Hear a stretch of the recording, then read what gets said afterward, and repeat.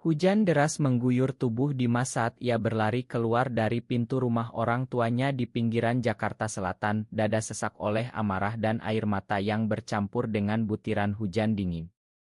Hanya beberapa menit sebelumnya, ayahnya telah membanting ponselnya ke lantai sambil berteriak, "Kamu bukan anak laki-laki yang kami besarkan. Pergi dari sini, dasar penghina keluarga." Dimas merasa dunia runtuh, rahasianya tentang perasaan terhadap sesama pria, yang selama ini ia pendam rapat-rapat, kini terbongkar karena chat dengan teman sekolahnya yang tak sengaja dibaca. Tanpa membawa apa-apa selain baju yang melekat di tubuh, ia berlari menyusuri jalan gelap, pikirannya kacau. Kemana aku harus pergi? Apa aku salah karena mencintai seperti ini, gumamnya dalam hati. Tak jauh dari rumah, di jalan raya yang licin karena hujan, sebuah mobil sedan hitam tiba-tiba kehilangan kendali dan menabrak motor yang sedang melaju di persimpangan dengan suara dentuman keras. Dimas terhenti sejenak, jantungnya berdegup kencang. Dari dalam mobil, ia mendengar jeritan samar.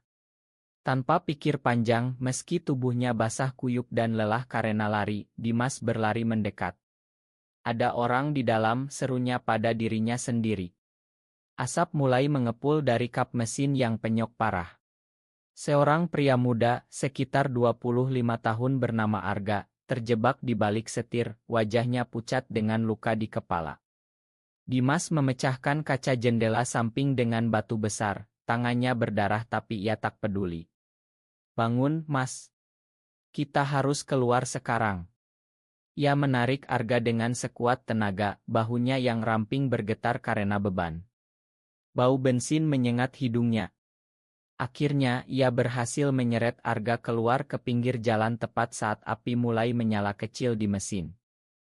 Warga sekitar yang mendengar suara mulai berdatangan dengan senter dan payung, membantu memadamkan api dan memanggil ambulans. Arga menggenggam tangan Dimas lemah. "Terima kasih kamu selamatkan nyawaku," bisiknya sebelum pingsan. Dimas duduk di tanah berlumpur, tubuhnya gemetar, tidak menyadari bahwa tindakan heroik ini akan mengubah hidupnya selamanya. Di rumah sakit, saat Arga sadar di ruang UGD, ia memandang Dimas dengan mata penuh syukur. "Siapa namamu, Nak? Kamu berani sekali." Dimas ragu-ragu, tapi akhirnya menceritakan sedikit tentang dirinya, bahwa ia baru saja meninggalkan rumah karena masalah keluarga. Arga tidak bertanya lebih lanjut malam itu, hanya mengucapkan terima kasih berulang kali. Sementara itu, di benak Dimas, bayangan ayahnya yang marah dan ibunya yang menangis terus berputar. Ia ingat bagaimana selama SMA ia selalu merasa berbeda, menyukai teman laki-lakinya tapi takut mengakui. Sekolah penuh ejekan halus, teman-teman yang menjauh kalau ia terlalu dekat dengan satu orang. Malam ini, saat hujan masih deras di luar jendela rumah sakit, Dimas merasa sendirian di dunia. Tapi tangan Arga yang hangat di genggamannya memberi sedikit ketenangan. Pagi harinya, keluarga Arga datang dari Jakarta Pusat, seorang ibu yang ramah dan kakak perempuan yang langsung memeluk Dimas. "Kamu pahlawan kami," kata Ibu Arga.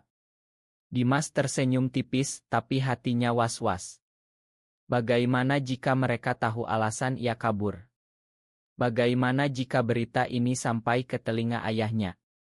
Ia memutuskan untuk tinggal di rumah sakit sebentar, tak tahu kemana lagi pergi. Di rumah sakit, saat Arga sudah bisa duduk, ia mulai bercerita tentang dirinya. "Aku juga pernah seperti kamu, Dim, dulu di kampung aku sembunyikan siapa aku. Tapi di Jakarta aku menemukan teman-teman yang menerima." Arga bekerja sebagai desainer grafis dan aktif di sebuah komunitas seni yang mendukung anak muda dari berbagai latar belakang. Dimas mendengarkan dengan mata berbinar, untuk pertama kalinya merasa ada orang yang mengerti tanpa menghakimi. Arga memperkenalkan Dimas kepada dua temannya yang datang berkunjung, Rina dan Ajar. Ajar, pria sesia Arga dengan senyum hangat, langsung menawarkan, "Kalau butuh tempat tinggal sementara, komunitas kami punya rumah bersama di kawasan Senen."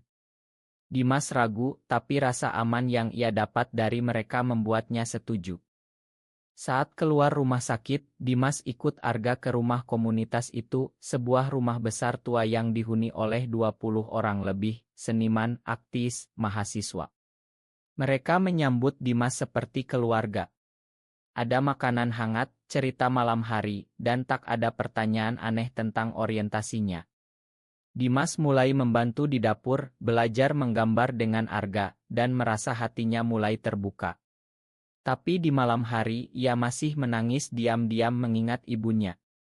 Telepon dari nomor tak dikenal muncul, ternyata teman sekolahnya yang dulu dekat, yang ternyata memberitahu ayahnya lokasi Dimas melalui media sosial.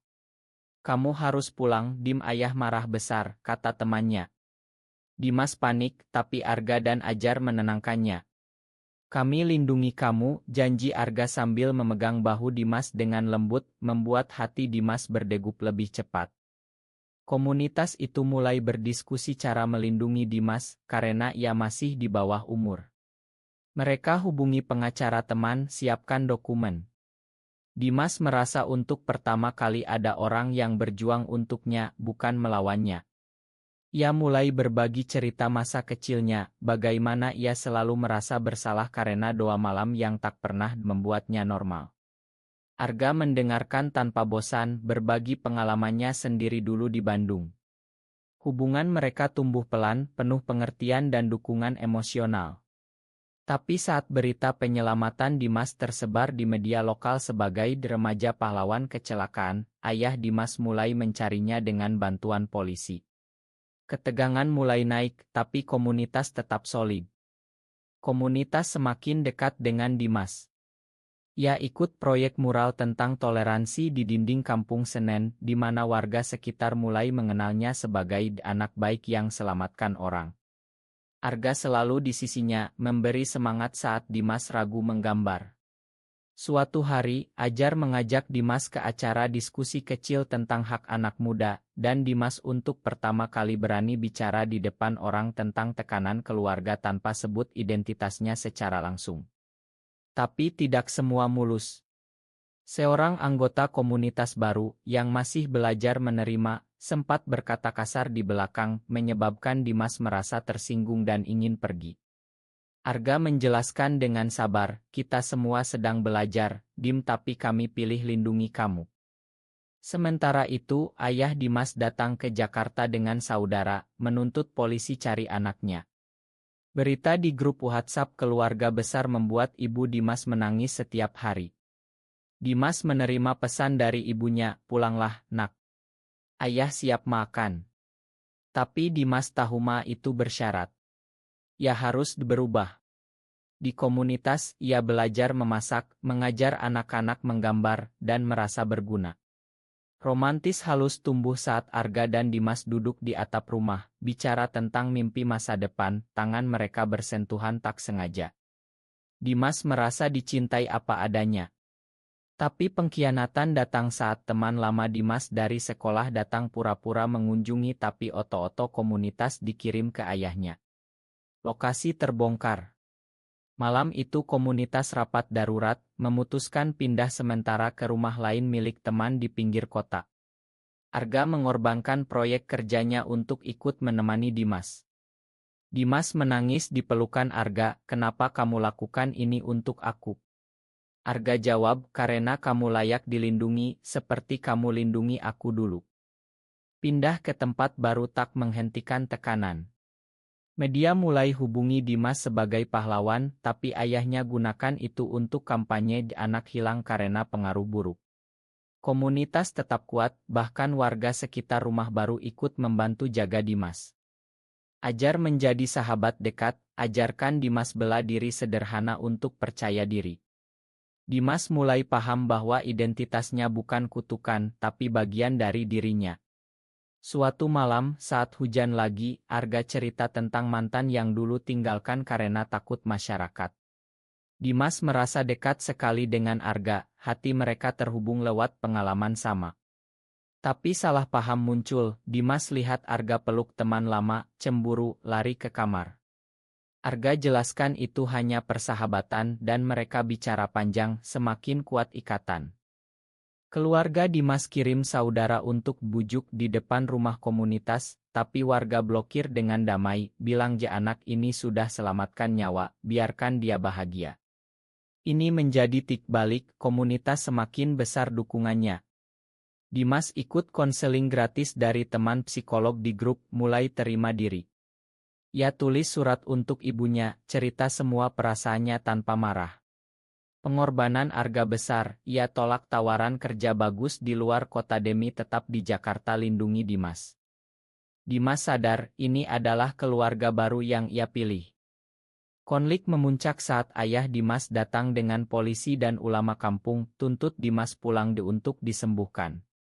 Komunitas siap hadapi, ratusan orang kumpul damai di depan rumah, pegang poster dukungan. Dimas berdiri di tengah, suara gemetar tapi tegas, "Ayah, aku cinta keluarga, tapi aku juga harus cinta diri sendiri." Ibunya datang belakang ayah, akhirnya peluk Dimas sambil menangis. Ayah masih keras, tapi melihat komunitas yang solid dan berita media tentang keberanian Dimas, mulai goyah. Ada pengkhianatan kecil dari saudara yang bocorkan alamat, tapi Dimas makan dengan dewasa. Arga dan Dimas semakin dekat, jalan-jalan di taman, bicara masa depan, mungkin kuliah seni bersama. Dimas tumbuh jadi pemuda percaya diri, bantu orang lain di komunitas yang punya cerita serupa. Konfrontasi terakhir di pengadilan keluarga, hakim dengar semua pihak. Komunitas hadir lengkap, saksi tentang penyelamatan Arga, bukti dukungan. Ayah Dimas akhirnya lihat betapa anaknya bahagia dan berguna. Meski tak sepenuhnya terima, ia inginkan Dimas tinggal dengan komunitas sambil sekolah lanjutan. Dimas peluk Arga di depan semua orang, bukan sebagai kekasih tapi sebagai saudara jiwa yang memberi kekuatan. Ia kembali kunjungi desa asal, bawa mural toleransi, tanam benih perubahan kecil. Perjalanan emosionalnya lengkap, dari remaja ketakutan jadi pemuda yang melindungi dan dilindungi. Komunitas menjadi keluarganya selamanya. Apakah keberanian seorang remaja gay dapat mengubah pandangan sebuah komunitas tradisional terhadap cinta sesama jenis? Benar atau salah?